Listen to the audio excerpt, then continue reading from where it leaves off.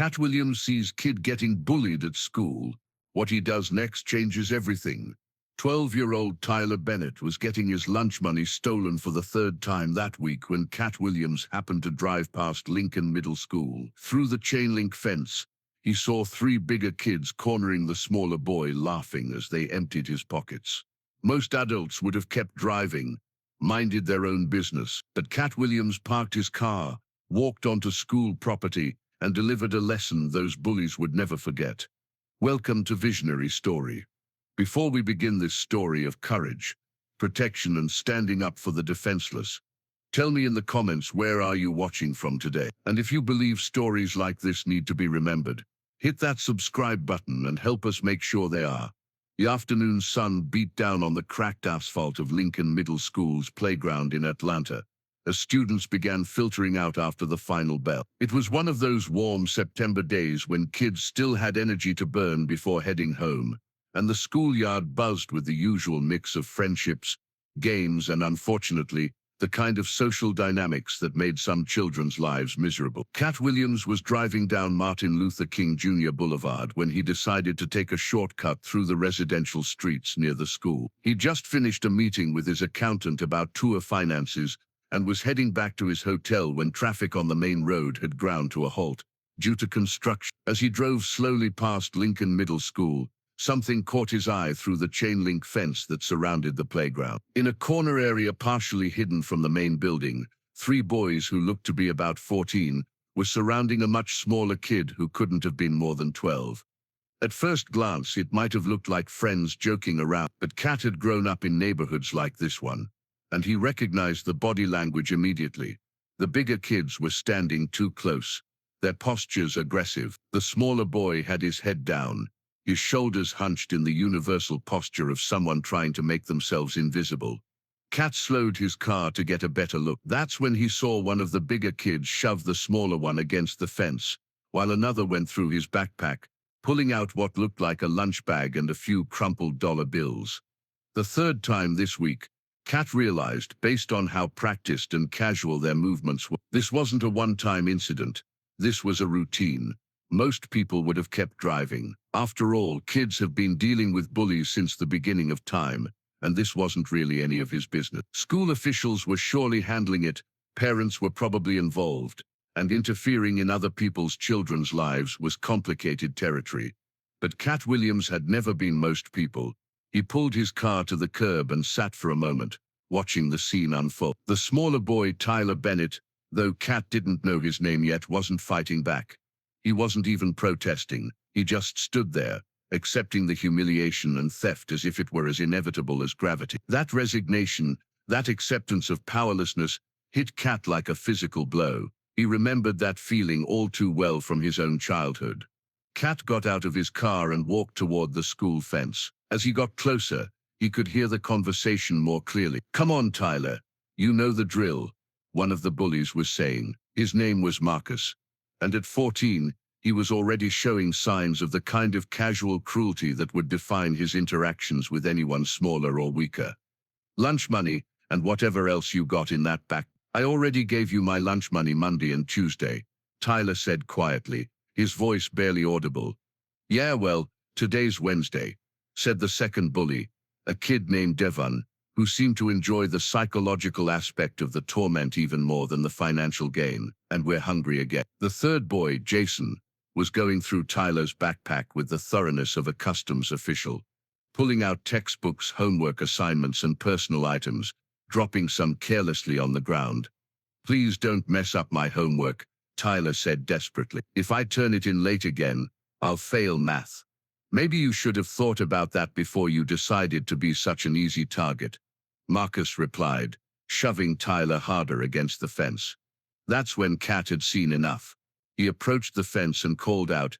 All four boys turned toward the sound of his voice.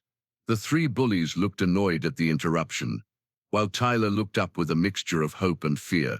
Hope that someone might help, fear that the intervention might make things worse later. "Y'all got a minute?" Katt asked, his voice calm but carrying an authority that made the bullies take a step back from Tyler. "This ain't your business, man," Marcus said, trying to sound tough but clearly uncertain about this new dynamic. "You're right," Katt replied, walking along the fence until he found the gate that led onto school property. It wasn't my business, but now I'm making it my business. He opened the gate and walked onto the playground. The bullies suddenly seemed much less confident now that they were facing an adult who wasn't going to walk away. "Who are you?" Devon asked, trying to maintain some bravado. "I'm somebody who used to be exactly where he is," Katt said, nodding toward Tyler. "And I'm somebody who remembers what it feels like when the people who are supposed to protect you don't show up." He walked closer to the group, and the bullies instinctively moved away from Tyler. "What's your name?" Katt asked Tyler gently. "Tyler Bennett," the boy replied, wiping his eyes and trying to collect his scattered belongings. "Tyler, how long has this been going on?" Tyler looked nervously at his tormentors, clearly afraid of retaliation. "It's okay," he said quickly.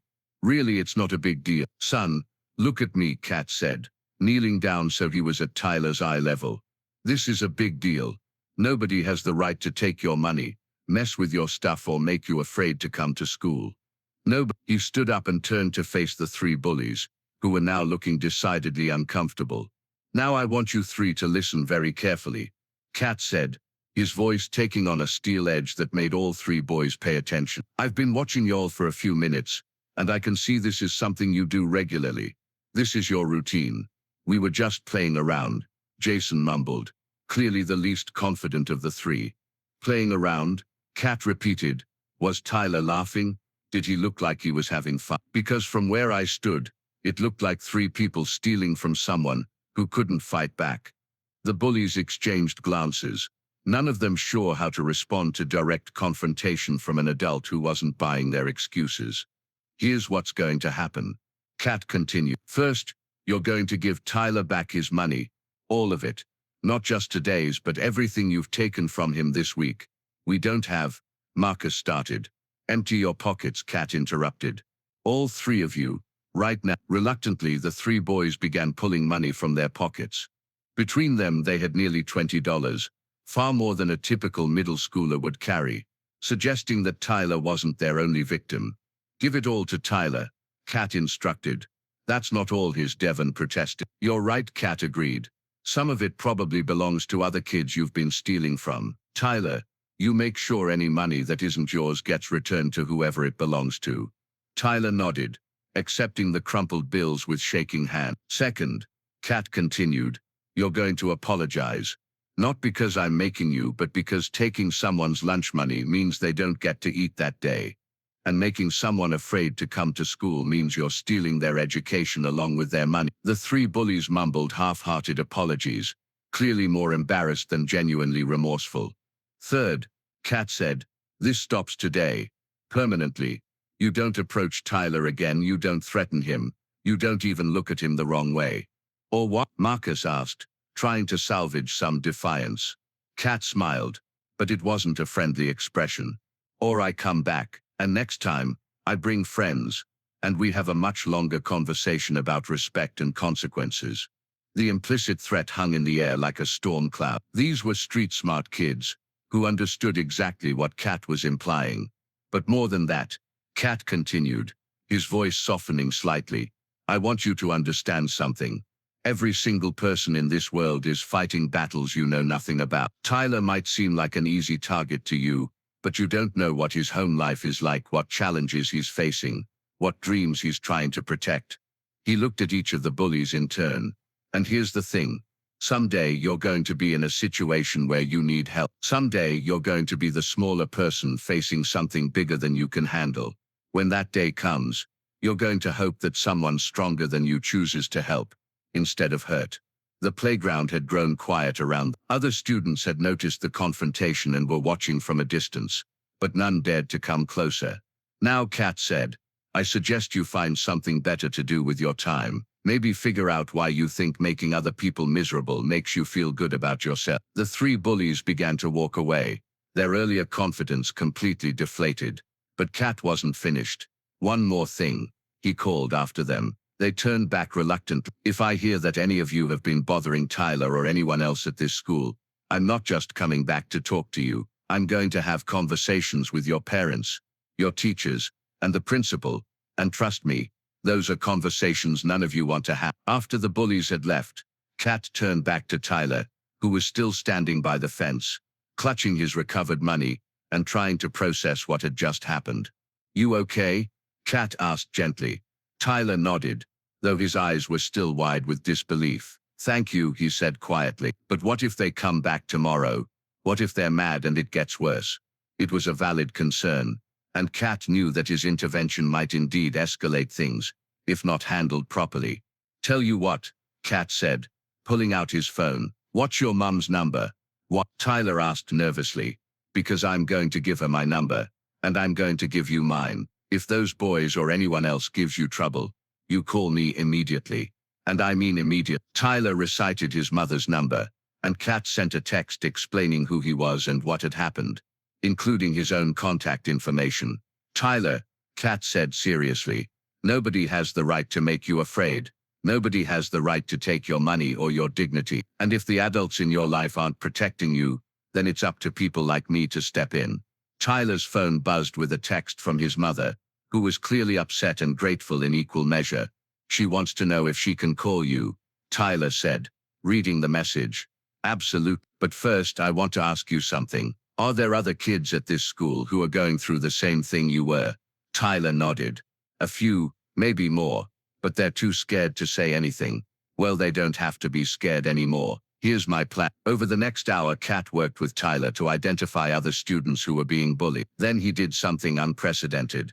He requested a meeting with the school principal and offered to fund an anti-bullying program that would include counseling, conflict resolution training, and anonymous reporting system. But more importantly, he arranged to visit the school once a month, not as a celebrity making a publicity appearance, but as someone who would talk to kids about standing up for each other and recognizing their own worth. 3 months later, Tyler Bennett was no longer the scared, isolated kid who'd been getting his lunch money stolen. He'd joined the school's peer mediation program and was helping other students deal with conflicts before they escalated into bullying situations. The 3 former bullies had also changed, though in different ways. Marcus had been suspended after another incident and was now in counseling. Devon had actually approached Tyler to genuinely apologize and had started volunteering with younger students. Jason had transferred to another school, but not before returning money to several other students he'd been stealing from. Katt received updates from Tyler's mother periodically, along with photos of Tyler at school events, smiling and surrounded by friends. Each update reminded him why that afternoon intervention had been so important, because sometimes the most important performances happen not on stage, but on school playgrounds where the powerless need someone to even the odds. Sometimes being funny for a living means nothing compared to being strong for a kid who has nowhere else to turn. So now I ask you, have you ever been Tyler, standing alone while bigger people took what was yours, feeling invisible while everyone looked the other way? Or have you been the person who walked past, who saw something wrong but didn't want to get involved? Share that moment in the comments. Tell others about the time when someone stood up for you, or when you finally found the courage to stand up for someone else. Because at Visionary Story, we believe that real strength isn't about being the biggest or the loudest. It's about using whatever power you have to protect those who can't protect themselves. Sometimes all it takes is one person willing to say this stops here to change everything. Thank you for watching. If this story touched you, subscribe, share, and help us keep these voices alive. We'll see you in the next one. And until then, remember, if you ever see someone smaller being cornered by someone bigger, maybe you're looking at a moment when you can be someone's hero.